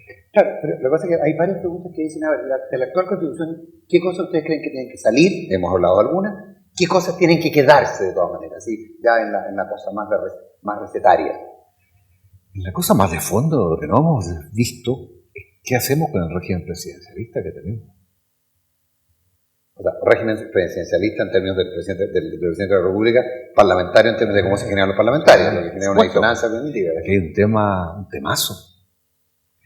Ahora, lamentablemente, que es un gran tema, la reforma del régimen presidencialista, está mediado por una realidad compleja como la que tenemos hoy día, con un jefe de Estado un poquito sin norte, sin carta de navegación, sin liderazgo sobre su coalición. ¿Ya? También pasó en el segundo gobierno de Bachelet, en una medida, menos, ¿ya? Pero esto tenemos que ser capaces de discutirlo razonablemente para tener un régimen político que favorezca la gobernabilidad. Nuestro desafío es la gobernabilidad, no debilitar la autoridad. Ese es un mal camino. El tema es cómo favorecemos la gobernabilidad. Yo creo que con más presidencialismo, no. Bueno, uno de los temas que se ha discutido desde hace mucho tiempo en el ámbito del constitucionalismo chileno es, Francisco milita dentro de quienes piensan que podríamos avanzar hacia un modelo semipresidencialista, que podría corregir en parte los problemas de gobernabilidad que tiene un ejecutivo que no tiene mayoría en el Congreso. Puede ser, pero me cierro a eso porque me parece que lo importante es que haya separación de poderes, volviendo un poco a lo que no debe ser transarse nunca, ¿verdad? Yo me temo que un parlamentarismo a la chilena sea una confusión absoluta de roles, digamos, pero me temo que eso pueda ocurrir. Pudiera ser, diario también. Pudiera ser, pero también hay que ponerse a pensar en otra cosa. Yo creo que evidentemente hay hoy un problema de gobernabilidad que a mi juicio se debe o se manifiesta mucho más evidentemente a raíz de la adopción del sistema DONT como se adoptó. Yo creo que ese es el problema legal más que un problema... Yo quiero poner un ejemplo. Cuando se discutió la acusación contra la ministra Cubillos, yo dije que estaba en presencia de una mutación constitucional porque se estaba usando una herramienta jurídica para hacer efectiva la cuestión política. Una acusación contra el exministro Chadwick dejó en evidencia de que allí lo que se buscaba no solo la responsabilidad jurídica, también política. ¿Por qué? Porque tenemos un régimen presidencialista con un presidente minoritario desde el punto de vista en el Congreso. Y eso puede ser dramático. Y a eso hay que dar una respuesta. ¿Por qué? Porque el sistema DONT y el sistema de partidos en nuestro país es pluripartidista. No es bipartidista. Y al ser pluripartidista tú tienes que construir estímulos institucionales para favorecer grandes Y el coaliciones. presidencialismo es esencialmente bipartidista. Exactamente. Entonces, tenemos lo peor de los dos mundos. Así es. Claro, tuvimos en la última elección parlamentaria casos súper dramáticos de personas que salieron arrastradas por el voto de compañeros de lista y con un 2%, No, pero, 3%. O sea, pero es que eso... se reprodujo, perdón, allí los mismos vicios que se le imputaban al sistema de... Claro, ahora, que eso de suyo no es grave si no implica que un gobierno mayoritario se convierte en minoritario y por lo tanto no puede gobernar. ¿Qué es lo que pasa? ¿Qué es lo que pasa? Es el punto. Ahora, no sé si a ustedes les pasa, pero en los 40 minutos, 45 minutos que llevamos hablando, no hemos hablado de prácticamente ninguna de las cosas que habla, yo sé que a Francisco le molesta el tema, la calle, respecto a la Constitución. Pero sí hemos hablado de cosas fundamentales, como el rol de la Corte Suprema, la Consejería General de la República, el rol del Tribunal Constitucional, el Estatuto Administrativo, materias. Pero daría la sensación, y esto es un desafío para los dos, da la impresión de que en la discusión constitucional que viene están más temas absolutamente políticos de solución, de establecimiento de derechos sociales y no de entender el Estado como algo que debe funcionar. A ver, Si gana Twitter, digo. a ver, yo no le tengo miedo a la calle. ¿Ya? Me eduqué en la educación pública. ¿Ya? No soy de aquellos que reacciona horrorizado frente a la calle, pero no me queda clarísimo que de la calle nada podemos sacar limpio. ¿Están los horrorizados y los atemorizados? Ni ninguno de los dos, si tú. No tengo ningún problema en enfrentarme a la calle, intentar dialogar. Me ha tocado participar en más de una docena de cabildos organizados los últimos 2 meses y me he quedado con una buena impresión, porque en el diálogo cara a cara, no en el gritoneo, sino en el diálogo cara a cara con los ciudadanos de a pie, con dirigentes vecinales, con dirigentes sociales, las personas entienden razones. Porque en el fondo, la gran mayoría de nuestra población es moderada. Entiende razones. Yo creo que eso es clave. Ahora, las redes sociales generan verdaderas tribus digitales que se retroalimentan en un único relato. Eso, que son los tiempos de hoy, son súper complejos desde el punto de vista del funcionamiento democrático y de la dirección pública de los temas. ¿Ya? Pero bueno, es la realidad que tenemos hoy día, la opción digital. Sí. Tengo una muy impresionante. Yo creo que en general Chile es un país bastante moderado. Y lo que hemos visto en las calles, desde luego, no creo que represente ni muchísimo menos al chileno medio.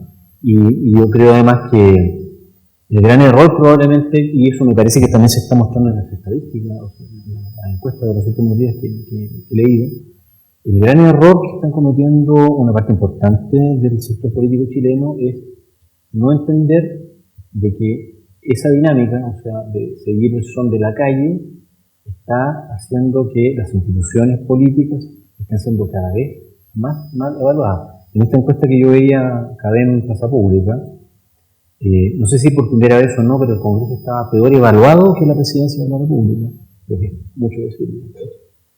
Y desde luego las fuerzas políticas que han estado, yo creo, más al margen y en un lenguaje de trinchera frente al conflicto social del último tiempo, están siendo castigadas de manera brutal en estas encuestas que yo he visto, ¿no? Comunistas, Frente Amplio, en fin, pero muy, muy castigadas. Y me llamó mucho la atención, y con esto también quería darles un dato, que no sé cómo tomarlo, ¿no? Porque es una encuesta de una empresa, que ponía una serie de instituciones para que la gente lo evaluara. En primer lugar estaba el Banco Central, y me sorprendió muchísimo el nivel de aprobación de Carabineros.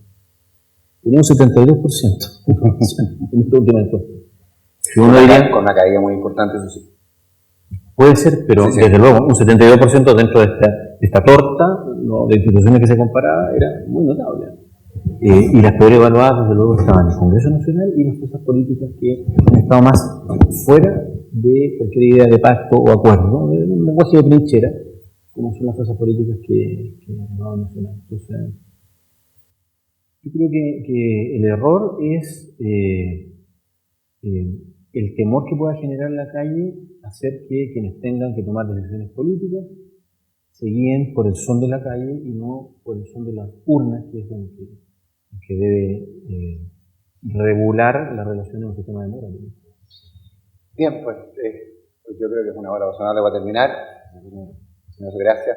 Le quiero pedir disculpas porque la verdad que no fui demasiado moderador, sino que fue un tactícico. Quiero pedir disculpas a quienes tenían el honor y a ustedes, pero en fin, creo que esta es una discusión que ojalá se siga dando de manera bastante profunda y en todas las instancias que sea posible. Muchas gracias.